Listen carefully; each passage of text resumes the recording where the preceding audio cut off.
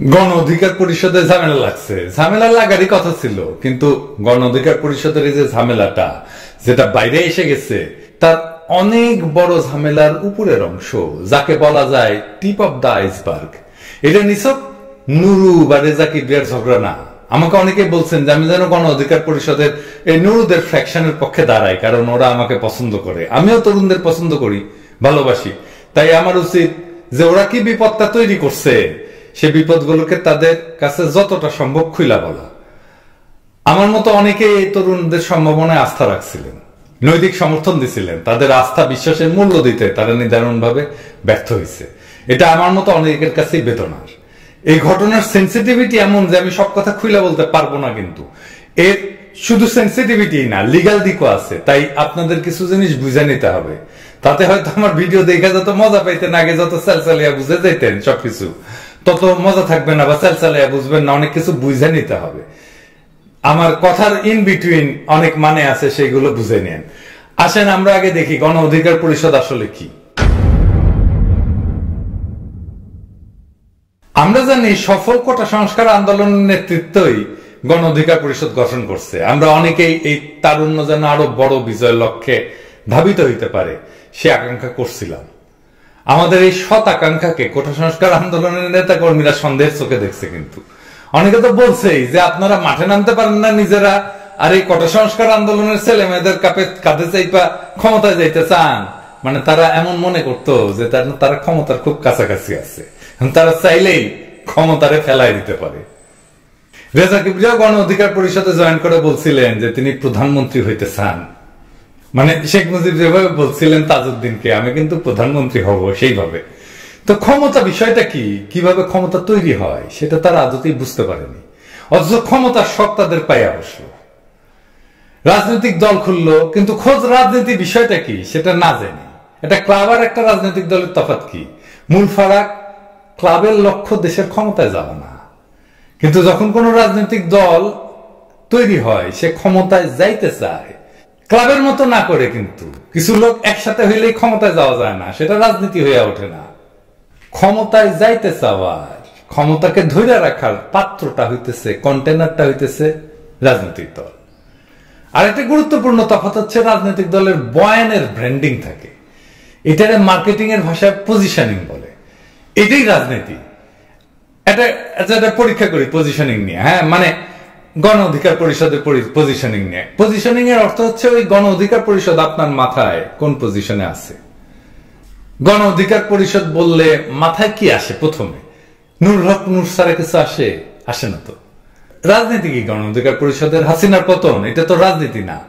রাজনীতি হচ্ছে কেন হাসিনার পতন দরকার, আর হাসিনা আমার কোন স্বপ্নের সামনে বাধা। গণ অধিকার পরিষদের স্বপ্ন কি? নাই কিছু। আমি বরং এই দলের জন্মের সময় শুনছিলাম তারা কোটা সংস্কার আন্দোলন শেষে বুঝে যান যে এখন তাদের আর সরকারি চাকরি পাওয়ার কোনো সম্ভাবনা নেই, তাই তারা এখন পেশা হিসেবে রাজনৈতিক দল করবেন। ফেয়ার এনাফ, রাজনীতি করা তো পেশাই অনেকের নেশা, কিন্তু অনেকেরই পেশা। এই পেশায় থেকে সারাক্ষণ রাজনীতি করে তো ঘর সংসার করছে অনেকেই, তাই না? তাই ওনারাও রাজনৈতিক দল করবেন যাতে চাঁদা তোলা যায়, আর এই চাঁদা তোলার মাধ্যমে এটা তাদের ব্যক্তিগত আয়ের একটা উৎস হয়ে যায়। আর এই জন্যই এই দল ঘোষণা দেওয়ার পরেও তাদের রাজনীতি কি এটা নিয়ে তারা জানতে বা জানাতে উৎসাহ রাখেন নাই। মনে রেখেন, রাজনীতি মানে কিন্তু দাবির সমষ্টি না, রাজনীতি অন্য জিনিস, রাজনীতি বয়ান। চাঁদা তোলা খারাপ এটা আমি বলতেছি না, কিন্তু গণচাঁদা একটা রাজনৈতিক দলের নেতাদের বাঁচায় রাখতে পারে না, অন্তত ছোট দলের। অনেক বড় দল হইলে দু একজন নেতাকে বাঁচায় রাখতে পারে একটা রাজনৈতিক দল। রাজনৈতিক দল চাঁদা তোলে, এটা সত্য। রাজনীতিবিদরা পেশা হিসেবে রাজনীতিকে নেন, এটাও সত্য। কিন্তু পাবলিকের কাছে চাঁদা তুলে শুধু চাঁদার উপরে নির্ভর করিয়া কেউ সংসার চালাইতে পারেন না, খুব বড় দল না হইলে। যারা চালান তারা সমাজে, রাজনীতিতে প্রভাব রাখতে পারেন না। গণ অধিকার পরিষদের কেউ কেউ নানা ব্যবসা ট্যাবসা করেন, বেশ পরিশ্রমী মানুষ, তারা পরিশ্রম করেন, কিন্তু নূরের সংসার চলে কিভাবে? এটা গুরুত্বপূর্ণ প্রশ্ন। তো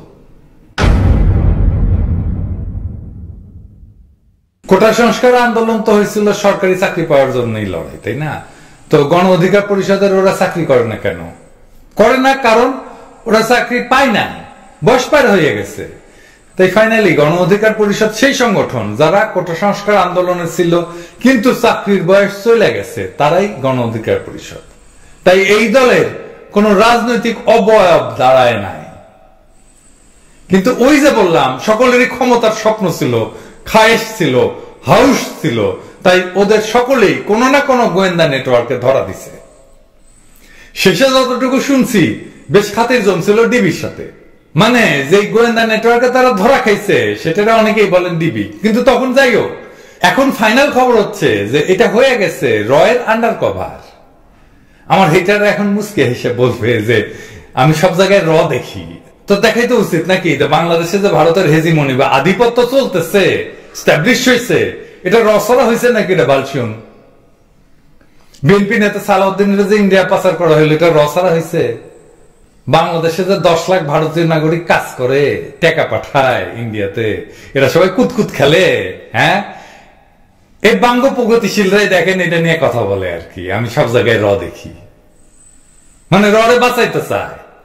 যাই হোক, একটা রাজনৈতিক দলের নেতাদের বাঁচায় রাখার মতো টেকা রয়ের আছে। দেখেন না, নেপালে মিটিং করতেছে, ব্যাংককে মিটিং করতেছে, আর ওনারা যাইতেছেন, জিগাইতেছেন না এই টাকাটা কে দিছে। রাজনীতিতে এটা গুরুত্বপূর্ণ, আপনি আপনার কাজ করতে হইলে টাকা লাগবে, কিন্তু সেই টাকা কই থেকে আসতেছে সেটা স্বচ্ছ আর পরিষ্কার থাকতে হবে।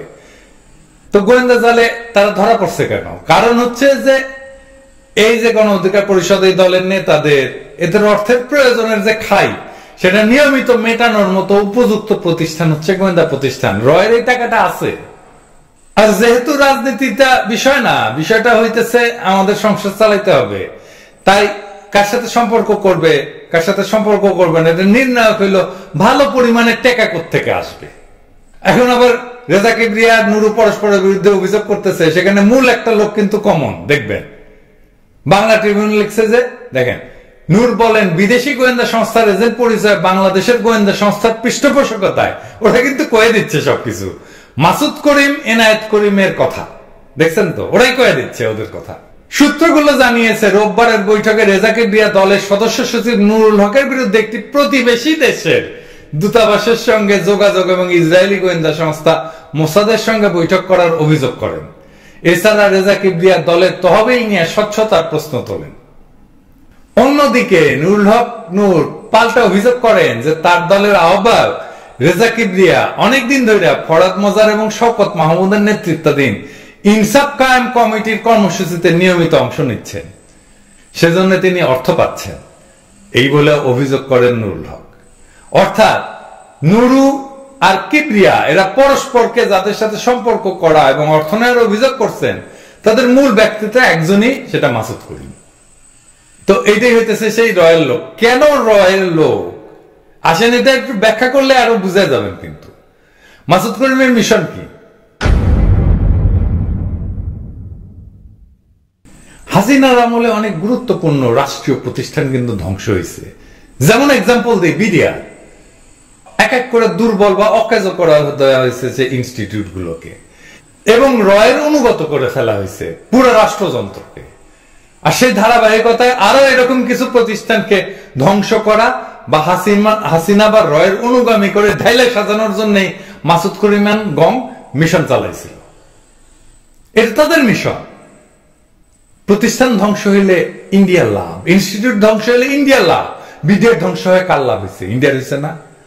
রর ইন্ডিয়া কেন আসে আমার আলোচনায় বারবার, এটা বুঝছেন তো?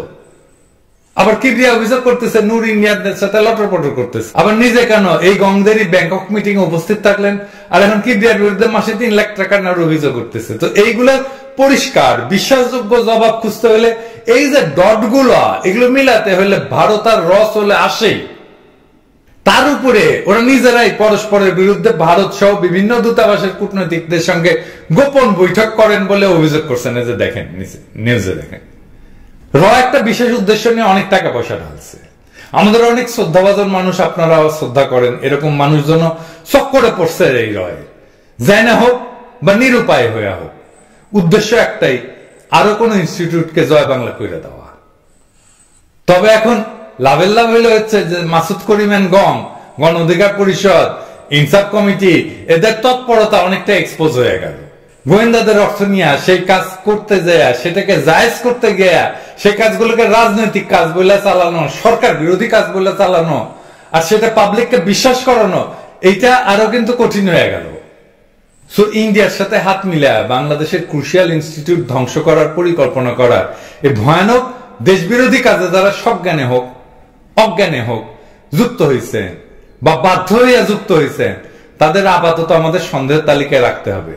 বাংলাদেশের স্বার্থে, বাংলাদেশের সার্বভৌমত্বের প্রশ্নে কোনো আপোষ নাই।